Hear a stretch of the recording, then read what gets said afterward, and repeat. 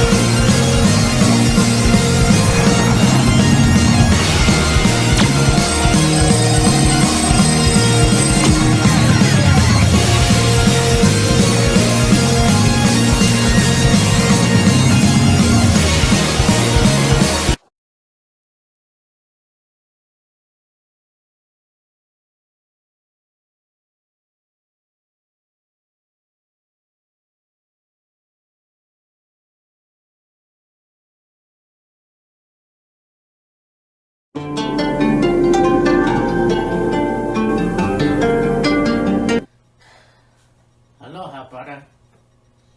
Yeah. And unfortunately, we're not weed. So anyways, Sadly, no. welcome to another episode of Wheels of Fury. I'm Mean Matt. This is Killer Kyle.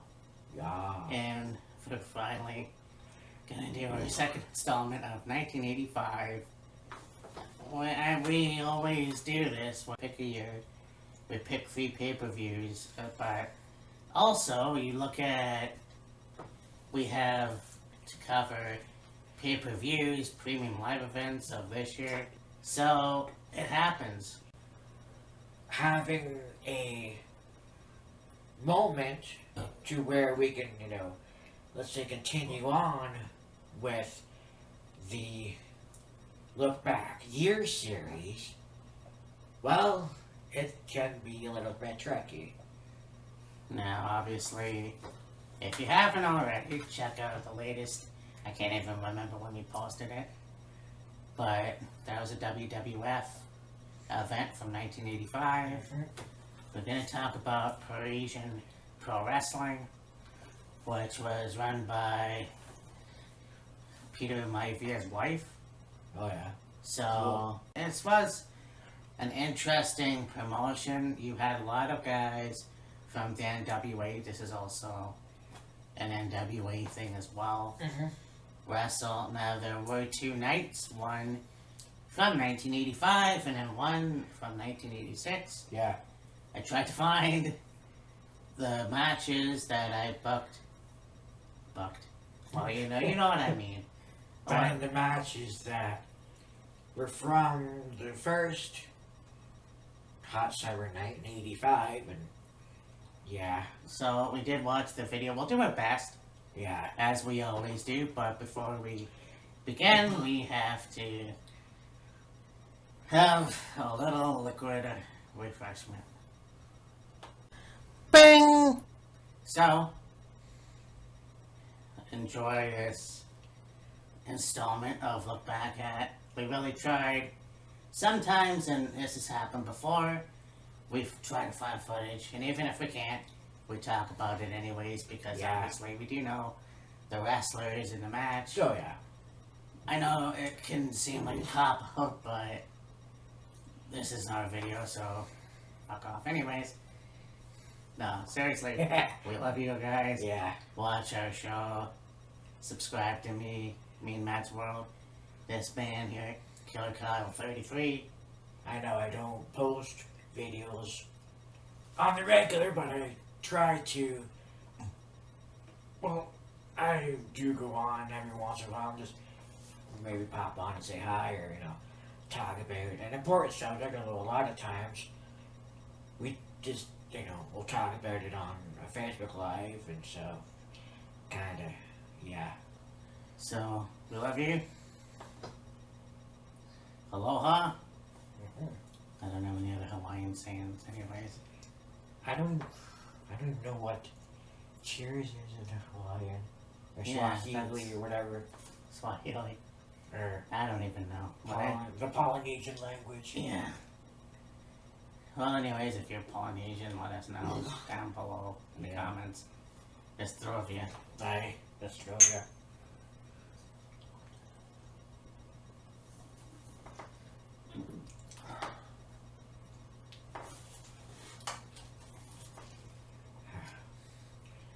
let's get it on. Now, I did notice there is a lot of matches, so we'll see how long this ends up going. Giggity. Yeah, well, it's gonna be an interesting Swing.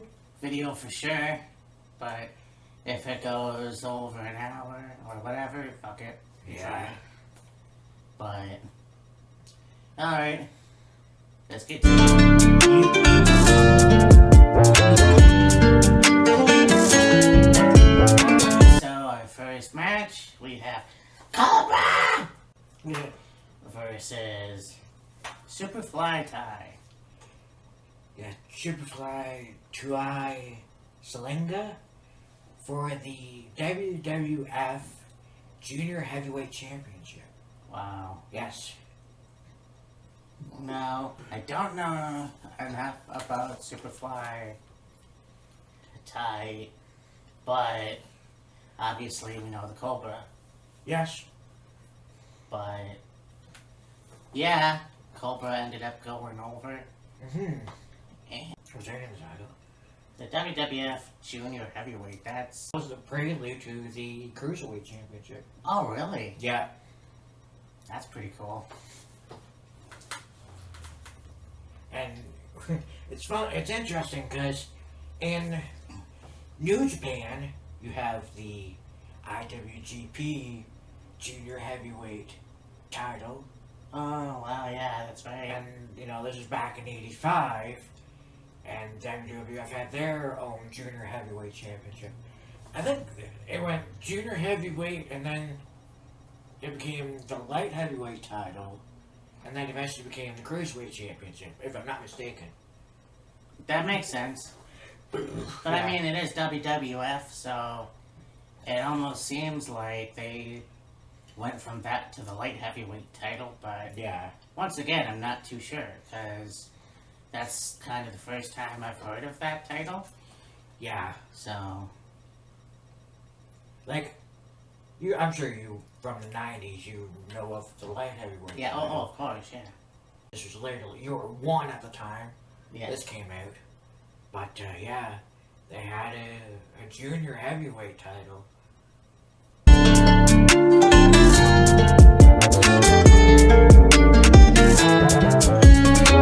And we go on to, I'm probably gonna butcher the pronunciation of his name, Seiji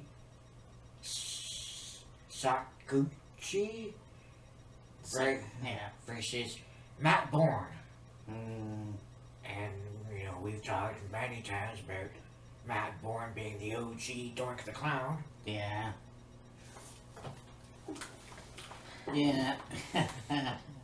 Yeah, I mean, we had many classic feuds in the 70s, and I was one of the guys that wasn't necessarily the friendliest. Just, in fact, I mean, yeah, the original Doink the Clown, Yes. and I think, what else could he have done in WWF? I don't know why he left. Yeah, Probably fired, but I mean, it could have been. Yeah. if he stayed in a company, that would have been cool. It's just, I don't know what happened. I mean, he's had a stellar wrestling career in the 80s and Yes. 90s, so I mean, there's really not too much to say. I mean, he was one of those wrestlers who didn't necessarily get a WWF type title. Like, he wasn't the Intercontinental title, or he wasn't a Take Team Champion, or he, you know, well, he wouldn't have got the WWF title. But, I mean, the one feud that does stand out that I do remember fondly was with Bryan Adams as Crush. Yes. Yes. You know, the whole Crush ring pulling Doink's arm off. And Yeah, oh, so, I know I mentioned that before, and I'll mention it here, I guess. It's like that was the first time I saw something that serious on WWF, and I remember flipping through the channels, and when I got back to it, they were still tending to Crush. yeah. But yeah, Matt Bourne was an interesting wrestler. Yes. This Saducci, I may have seen before, but I'm not Right. quite sure. Yes. And he had to have obviously wrestled in All Japan or Noah. So, but yeah, he did win the match. Yes. So,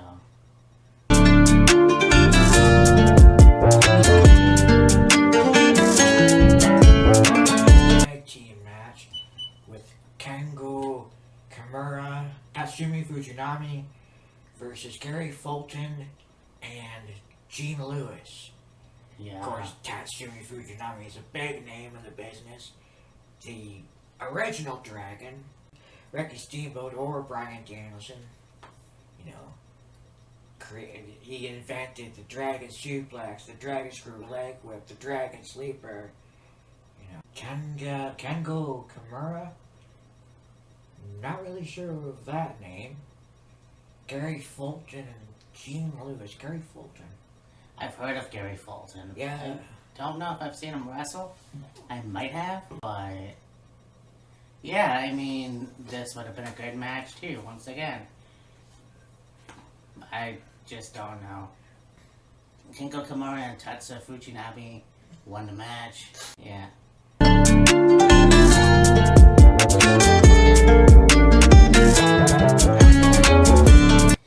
Jimmy Snuka, who defeated Larry Sharp. Yes. Chue Salinga wasn't the only Superfly in the card. No.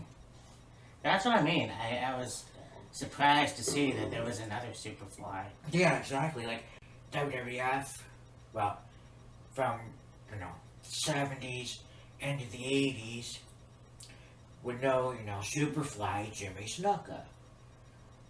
And then on this card, the Pro Wrestling of Hawaii had their own Superfly, if you will.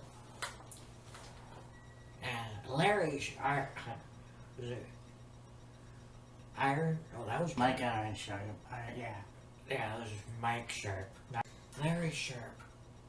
The name sounds familiar. Yeah. Like, I know Mike Sharp was from Hamilton. Right. Larry, not knowing too much about him. But, Yeah. I mean, you look at Jimmy Snuka and his stellar career. Yes. I say that a lot, I guess, in this video. NWA, you got WWF, you got... Well, he might have even went to WCW. He was in ECW when the first He was in ECW. Eastern Championship Yes. Wrestling. Yes. So, and it's funny. It's kind of funny, not in a, whatever. It's just, you look at Jimmy Snuka and the past from 1983, and you go, it's kind of like his reputation should have been tarnished a long time ago. And I don't mean to say that because it's not really, I don't know.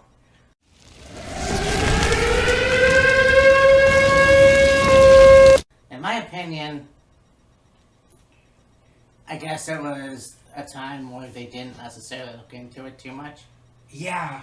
And unfortunately, when he became the Hall of Famer, they didn't think of, hey, let's take the Hall of Fame away from him and just whitewash him, but they didn't do that. No.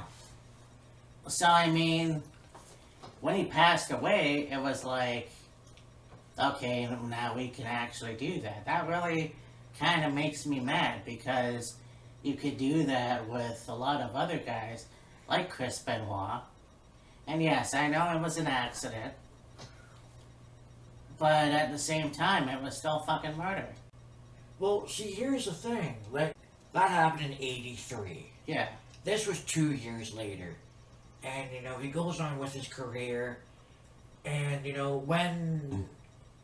No, like, I'm sure at some point there was knowledge of the incident or whatever. And when, whenever it was brought to light, so to speak, his career could have been blackballed. But you wait for him to pass and then you fucking basically blackball him from the business? Why? Like, It doesn't make sense. no, it doesn't. You know, I had no problem doing that with Benoit. You know, you could have done that with any other guy. I mean, Buck Zukov, obviously, that was shitty, and Well, you yeah. did do the right thing by releasing him or whatever. But I guess at the time, it just wasn't thought of. I don't know. But then again, it would have been on the news. And see, yeah, it would have been on the news. But then, probably at this, like I said, this was 2 years later. It could have been forgotten about. Yeah, that's true. And then, you know, whenever it was brought back to light, removed from the history books, so to speak, and it's like, of course, this was well after his passing at least, and it's like, anyway, Yeah. so yeah. Anyway, yeah, he won this Snuka match. got the win on this match. Yeah. Then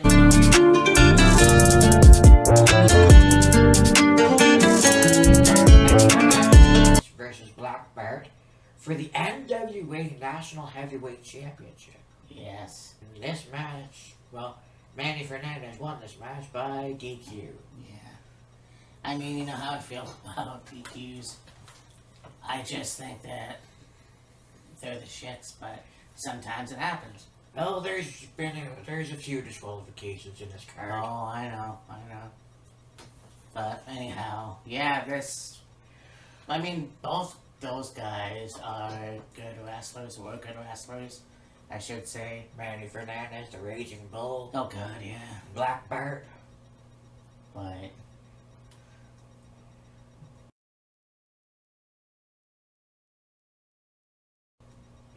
Now we go to Mighty Milo, I believe that says. Yep. Versus Steve Regal for the AWA Light Heavyweight Championship. and obviously, when we first talked about Steve Regal, I had no idea who he was.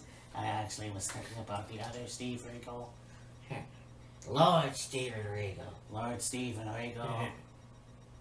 Which I find out a few months ago that's not his real name. No. So anyhow, whatever. This would have been a good match. Both these guys are legends in themselves. Yes. I mean, Mighty Milo, I didn't see too much from, Right. but he did win. Yes. Yeah, he Oh, ended capturing the title. This match went to a time limit draw. Oh, okay. Yes.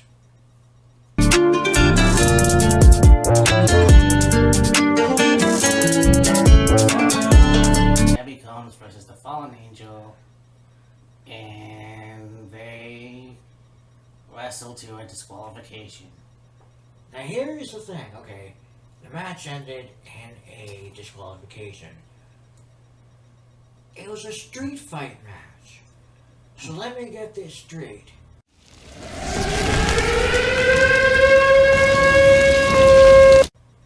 You have a street fight, women's street fight, that ends in a disqualification. Isn't street fight, no holds barred, falls count anywhere, those type of stipulation matches, no disqualification? And yet this match ends in a disqualification? A street fight that ended in a disqualification. What were the rules for this match? Clearly it wasn't anything goes. Weapons were not legal, I guess, or whatever the fuck was used. When I saw that, it blew my mind. Because, like, how is it that a street fight ends in a disqualification? The logic there, the thought process, the thinking, the booking was fucked. Like, I'm sure it was a great match, but like, just a street fight ending in disqualification. What? Get out of town! Yeah, I don't remember ever watching a street fight, or no disqualification match for that matter, that ended. And yeah, that hurts my fucking brain too. Yeah, exactly. Seriously, I mean, What? I don't know if it's because this was in a different country. I don't know what the fuck they were thinking, but this should have never happened. I'm sure the reefer was plentiful in the Parisians, my friend. And somebody was probably on reefer when they went, hey, let's have a street fight and have it end in disqualification. Like, what the fuck? Seriously. Yeah. Maybe somebody got whacked one too many times in the fucking head with a chair. Who the hell knows?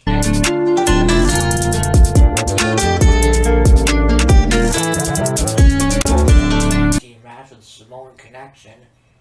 Farm Boy Ippo, and Larry Brown versus the Denton brothers, Joel and Vernon. Yeah, I'm not quite sure who these teams were. I might have seen them wrestle before.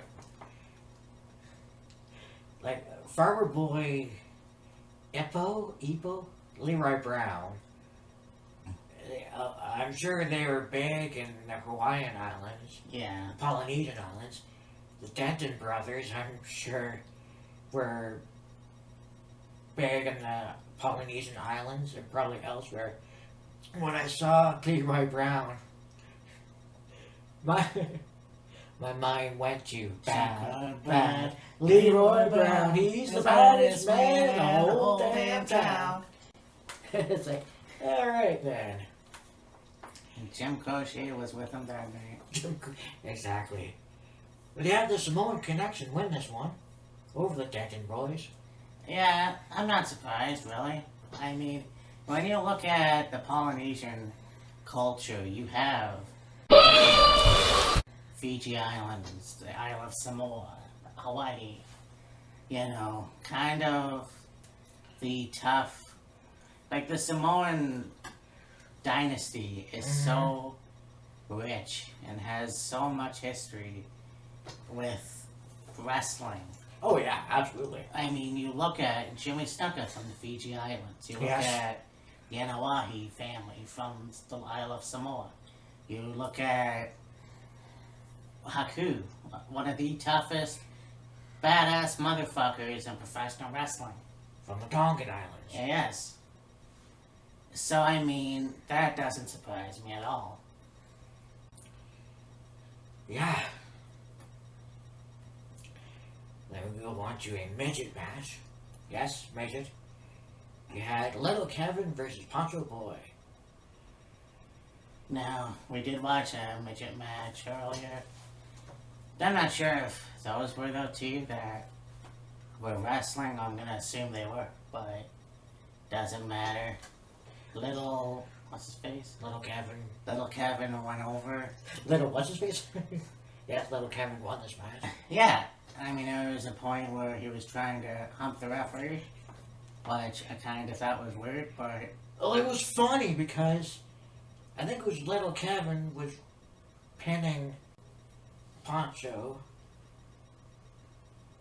Or Poncho was pinning, anyways. Yeah. I think it was Poncho pinning Little Kevin. Little Kevin would kick out, and the referee would put him back on. He'd kick out again. The referee was like, okay then. Yeah. I mean, also putting him to Dick Kick City, that was pretty interesting. Some shattered dreams. I'm glad he was... We're a fucking cup! Yeah, exactly. So, yeah, it was a good match. I mean, and that's the thing. Back in those days, midget wrestling was a popular Oh thing. yeah. I mean, you had Hornswoggle, you have Dink in the early 90s. Right.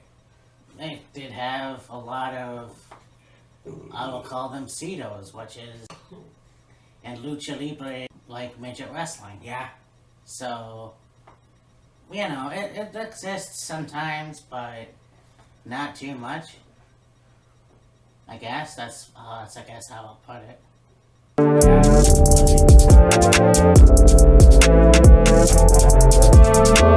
If this was a match that I think we watched, Richie is a hell of a wrestler, and there was a lot of headlocks in this match, obviously. A lot of good technical moves. Yeah, you had pointed out to me, though, that it was supposed to be this match, Richie Magnet versus Gypsy Joe, but it was Rich Magnet against somebody else. Yeah, and I can't remember who the guy was. Yeah. And see, while I tried to watch the video, it was also obviously on VHS, so Probably. very fucking hard to understand because the audio, but I mean, it definitely wasn't Gypsy Joe, No. but, you know, I mean, making it one anyways.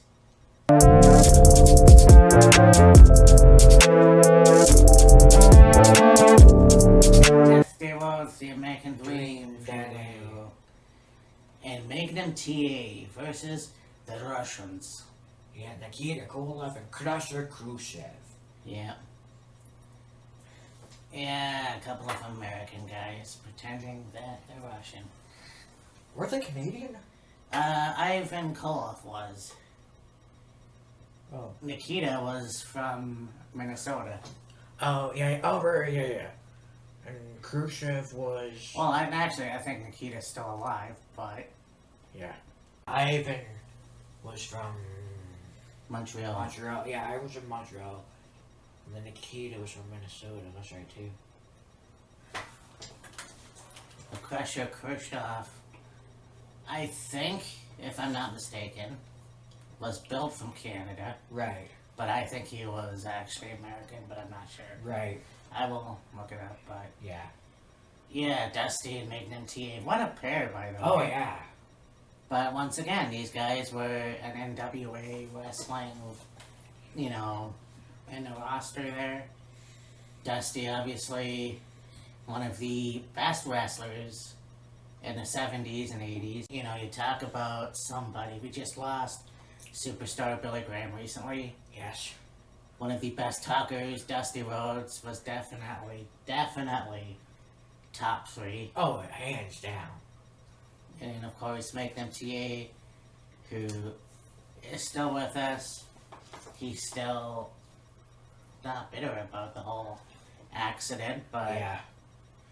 his wrestling career got cut short. Yes. And that's a damn shame. Yeah. Yeah, that man was so fucking talented. Yes. I mean, you know, multi-time NWA United States Heavyweight Champion. I'm not sure if he held any other titles in NWA at least. His fucking match in a steel cage with Tully Blanchard. Yeah, oh fuck yeah. That was the best match I have seen from that era. One of the best matches, I guess, from that era. Oh yeah. And like, you know, he was one of those guys that had, you could say, a basic move as a finisher, and it worked so well. Yeah. Like a belly-to-belly suplex. Like, we've seen belly-to-belly suplexes used in matches, but not really as a finisher. Magnum made it his finisher. Now, of course, you fast forward some years later, and of course, Bayley used it as her finisher. Yeah. Now, of course, she uses that reverse DDT or whatever the fuck you want to call it. But yeah, just so unique in that aspect. And I mean, that was the thing. Back in those days, a simple move, like a suplex or a backbreaker even, was considered a finisher. Yeah. Something that, you know, would eventually just be a signature move or just a move in general. Right. But yeah, Magnum made it his own. Yeah, for sure. But yeah, I said that Dusty and Magnum won. Yes, yeah, Dusty and Magnum won. But Nikita was one of those guys that was very good at being a heel. Oh, absolutely. And yes, he played the Russian, he played the bad guy. And of course, I mean, back in those days, it was the USA versus Russia, or USSR back in those days. Yes. So, it made a lot of sense. But, yeah. Back in the US, back in the US, back in the USSR. Anyway. And then, of course, you have Crusher Khrushchev. And it's interesting because you have him partnered here with Nikita, and then was it later in '85, or was it like later in the '80s? Him and Nikolai Volkov. Yes, that's right. Yeah, Nikita Koloff, and yeah, they were the Russians, and then Nikolai Volkov and Crusher Khrushchev were the Bolsheviks. I still think that Barry Dorsal was a part of that. I think he was but only for like a short period of time. Yeah. It was mainly Volkov and Khrushchev. Mm. Oh, this next match, you want to talk about big man slapping meat. Big man. Tag team match with Andre the Giant, Angela Mosca, and Steve Collins versus King Kong Bundy, Mark Lewin, and Kevin Sullivan, the Taskmaster. Yeah. I don't even think this match finished. I don't think so. No, I mean, they all went into the ring and they beat the shit right out of each other. Yeah. But it goes to show you, once again, how fucking agile Andre was. Oh, fuck yeah. You know, I mean, here's a guy, you know, Grand Prix, he was skinnier, and he could do a lot more in the ring. Here, it was a lot less, but you could still tell that he was agile. He was still agile, and he was still able to move Yeah. freely, you could say, without the assistance of the ropes. Like AWA was the same. I mean, when he went to WWF, it started to, well, hell, it was fine. Even until maybe WrestleMania 3, even Yeah. before that, who knows. Yeah. But Andre was one of those guys where if he would have just had the surgery, you have no idea what he could have done. Oh, fuck yeah. I mean, you look at Omos and you look at Paul White, and you know the destruction that they are doing. Well, I mean, Omos is like still in his 20s, but you have Paul, who's Well into his 40s. yeah, almost 50. Actually, he might be 51 now. Who cares? But Yeah. he is. I mean, I'd like to see him back in the ring. I don't know why you're going to the gym and getting a six-pack and you're not showing it off. Yeah. But, you know, it's kind of like what could have been for Andre. Yeah. I will say it was different seeing Andre in just a pair of trunks. Oh, yeah. So became like early on in his career, yeah, he wore tights, but eventually, like, became so accustomed to seeing him in that black singlet with the single strap. Yeah. But yeah, Andre and crew got the win in this match. Yeah. And I gotta talk about King Kong Bundy as well. Yeah. He's a guy that I wish would have been the WWF champion, but things happen. So, you know what? It is what it is. He was still a good wrestler in the companies he was with as well. Oh yeah. But, yeah.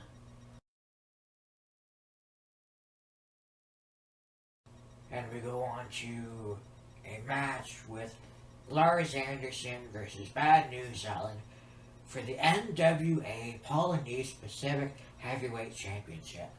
Yes, I believe we saw this match. Yes. Believe it or not. But yeah, I mean, Bad News Allen. Here's a guy that was I think, underrated wrestler. I mean, in my opinion. Yeah. Yeah, Bad News Allen, like, he wrestled NWA. I think he may have wrestled a little bit AWA. Stampede. Stampede. WWF, of course, in the 90s. Yep. And, like, he has some really good matches. But, like, just didn't seem to get anywhere, Yeah, unfortunately. and I mean, a lot of people are gonna pick apart the match with Roddy Piper at WrestleMania 6. Yeah. It is what it is, Right. you know. But I mean, yeah, it was kind of like you could have did more with him, and you know, you can decide for yourself on why that didn't happen. Just think that, yeah, I think he could have did more in WWF than he did. And unfortunately, you know, he passed away, I think far too young. And yeah, it was just kind of like what could have been. Yeah, unfortunately. Bad News Allen was the champion. Yeah. Going into this match, and Lars defeated him, becoming the new NWA Polynesian Pacific Heavyweight Champion. Yeah. Then we go to a tag team match again with the Soul Patrol theme of Rocky Johnson and Ricky. Rocky and Ricky Johnson. Yeah. Versus the Dirty White Boys of Len Denton and Tony Anthony. Anthony? Yeah. This was for the NWA Polynesian Pacific Tag Team Championships. Yes. So you have Joel Denton, Farron Denton, and Len Denton. Yeah. The Denton family. I mean, so yeah, you look at somebody like Rocky Johnson. Yes. You know, Soul Man. the Soul Man, coming out of Halifax, Nova Scotia. Yes. Hell, Ricky. And by the way, I am Facebook friends with him for some reason. But those two guys, I don't know too much about Ricky as a wrestler, but yeah, I mean, Soul Man, here's a guy that the first African American tag team champions were Tony Atlas. Yes. You have somebody that should have been a champion elsewhere. He could have been a WWE, you know, Intercontinental champion for all we know. He wrestled elsewhere, you know, it's kind of like, well, showing up in the mid-90s with his son, The Rock, I have no idea whatever happened to that guy, but, you know, Rocky Johnson was still in good shape, Yeah, oh yeah. but would have been cool if his middle name was Hard. Ladies and gentlemen, Rocky Hard Johnson. Yeah, really. But yeah, Ricky and Rocky won. Yeah. And they go on to this match. My God, I'm sure this was physical as all hell. You had Antonio Inoki versus Bruiser Brody. Oh, Jesus. Yeah, I mean, here are two guys who were capable of beating the shit out of each other. Oh God, yeah. I mean, Bruiser Brody was one of those guys who, when in the ring, would destroy you, would pick you apart, would make you bleed. Yeah. Outside the ring, he was a real sweetheart, apparently. Yeah. Which goes to show you that looks are deceiving. And Antonio Inoki, the guy who was president of New Japan Pro Wrestling, Yes. starting in 1972, you have the guy who took on Muhammad Ali. Mhm. You know, he did some work in WWF as well. I think it was interesting to see him be inducted into the WWE Hall of Fame. Right. But I mean, you got Jushin Thunder Liger, and just last year, the Great Muta. Yes. So, I mean, well, this year actually. Yes, this year, yes. So, yeah, I'm pretty sure this was a good match. We lost Antonio last year. Yes. Well, yeah. Brody met an untimely end, and Yeah. that was such a fucking shame. Yes. And it's just one of those things where, once again, what could have been? No. Bruiser Brody was alive today. Oh, he'd be killing it. Oh, Like, could you imagine Bruiser Brody versus, let's say, Bronson Reed? yeah, I think he'd be too old by then. Well, yeah. But you look at, Bruiser Brody versus Kamala. Right, yeah. Or Bruiser Brody versus a Berserker. The Berserk. Huss! Yeah. You have Bruiser Brody could take on The Undertaker. That would have been interesting. Now, I mean, that doesn't mean he didn't wrestle Mean Mark Callis Yeah, or true. Texas Red. Yeah. But Bruiser was one of those guys that could turn it on in an instant. Yeah. And was one of the most brutal, baddest motherfuckers in the wrestling world. And it's a damn shame that we lost him. Yeah. You want to see an all-out war? Go on YouTube and look up Bruiser Brody versus Duel the Butcher. Yeah. Well, you know what? They could have had some matches in World Wrestling Council, which I actually was thinking about doing, and we will do that eventually. I still want to see some matches. One of the most bloody, a lot of bloody matches. Oh, there. yeah. I don't like it hard for that. Anyways. Yeah. I know. So now we have this match. We've got the WCW Championship. We've got Woo! That's your boy, Ric Flair. Then it's Seven. Ric Flair versus Shiva Afi? Siva Afi. I think that's what it says. Yeah. For the NWA World Heavyweight Championship. Oh. This one ended in a double disqualification. Ah, shit. Yeah. I mean, look, you got another guy like Ric Flair, who's, 16-time world champion, maybe even more, who knows? Yeah. I mean, this guy has survived divorces, a plane crash, Yeah. fucking dark side of the ring. But I think that Being hospitalized. hospitalized, almost dying, Yeah. as much as I was never a fan of Ric Flair, like even as a little kid, I didn't give a shit about him. I can't deny how good of a wrestler. And yes, he does deserve to be on the Mount Rushmore of professional wrestling. Whether you liked Ric Flair or whether you didn't, you fucking better respect the man. And that's the thing we talk about. You have to respect people even if you don't like them. Oh, God, yeah. And Ric Flair, for me, is one of them.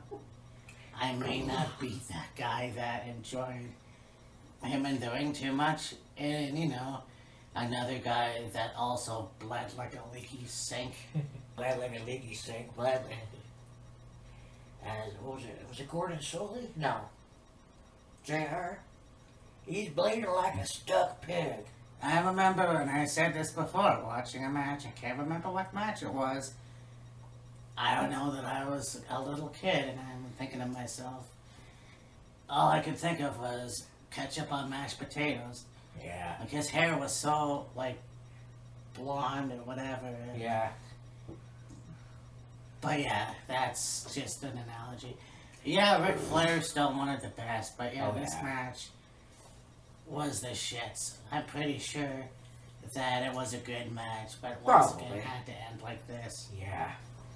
And so, this has been another episode of Wheels of Fury, the second installment of Look Back at 1985.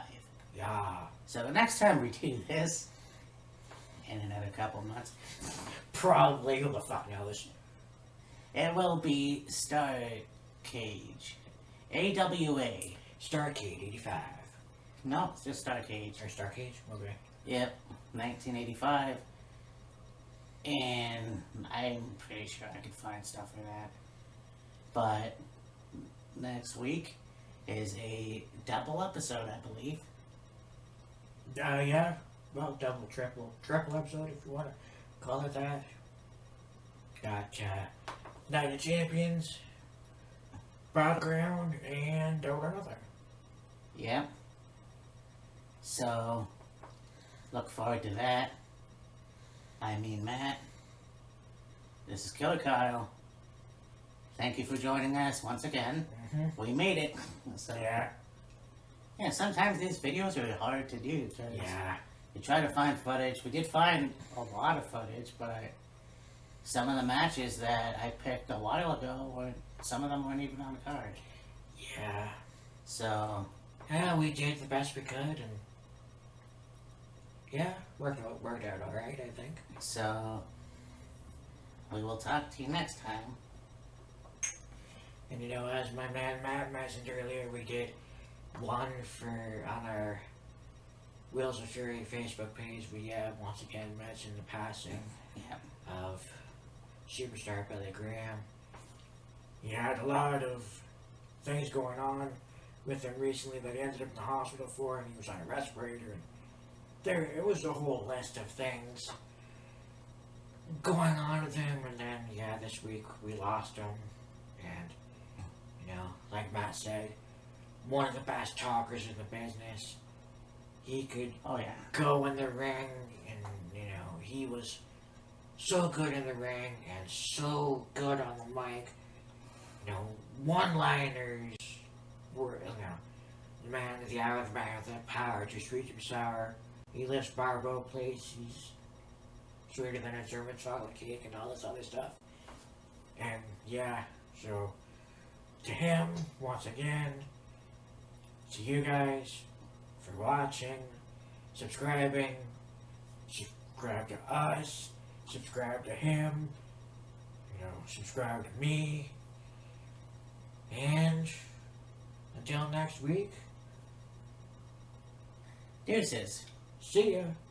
Aloha. Aloha!